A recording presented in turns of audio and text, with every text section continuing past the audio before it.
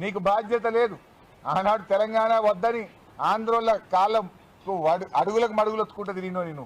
రాష్ట్రం కోసం పోరాటంలో ఏనాడు కలిసి రానటువంటి వ్యక్తివి నువ్వు.